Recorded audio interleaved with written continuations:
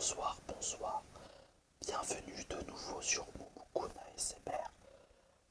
Donc là, je vais vous lire une petite histoire pour vous endormir. Alors, qu'est-ce que je vais vous lire ce soir? Donc là, je regarde. Qu'est-ce que je pourrais vous lire?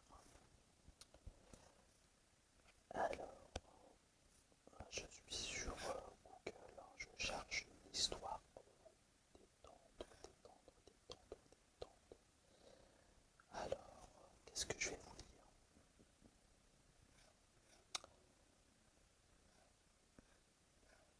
Alors, là, j'ai pas dit. Ah oui, je vais retourner sur. Je vais aller sur le site où j'avais été pour vous lire l'apprenti sorcier et la potion ratée. Parce que j'avais vu qu'il y avait d'autres histoires sur ce site qui étaient pas mal. Donc là, je regarde. Hop.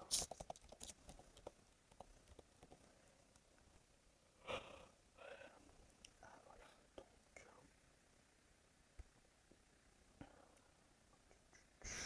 voilà, qu'est-ce qu'il me propose comme histoire?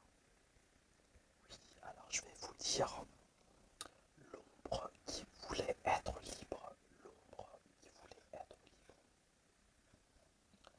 Il était une fois. Ah mince. Ouais. Donc, il était une fois.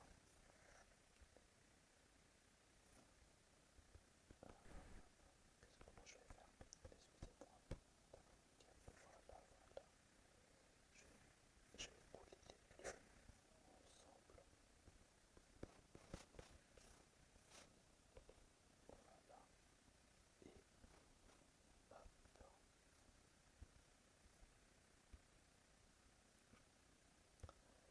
Alors, qu'est-ce qui s'est passé? Hop.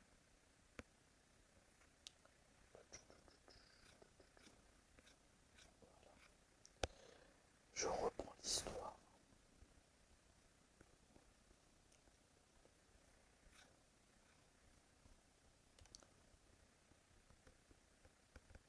Il était une fois dans le village de Mirovlam une drôle d'ombre nommée Sélène.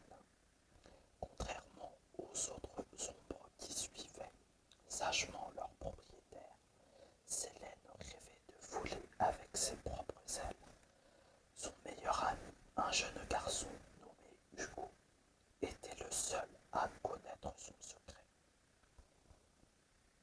Chaque nuit, pendant que les villageois dormaient profondément, Hugo et Sélène s'aventuraient dans les lieux magiques où peu osaient s'aventurer.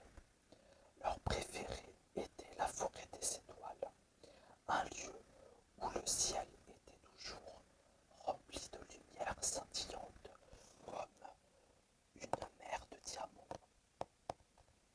Là-bas, les arbres murmuraient des légendes anciennes et la rivière chantait une mélodie éternelle. Un jour, Hugo, je serai libre et je pourrai danser sur les nuages, s'exclamait Sélène, ses yeux d'ombre brillants d'espoir. Hugo, avec un grand sourire, répondait toujours: Je crois en toi, Sélène. Ensemble, nous trouverons un moyen.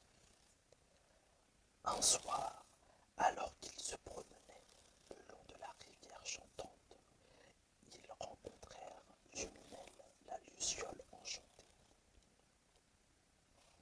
Elle était connue pour ses talents magiques et ses conseils sages. Bonjour, jeunes aventuriers, cligna-t-elle en volant autour d'eux.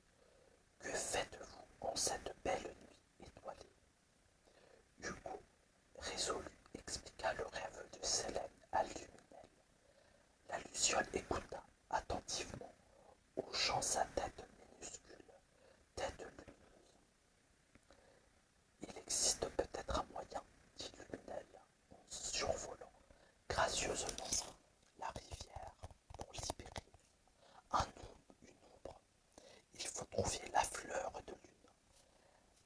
s'épanouit qu'une fois tous les 100 nuits au sommet de la montagne cristal.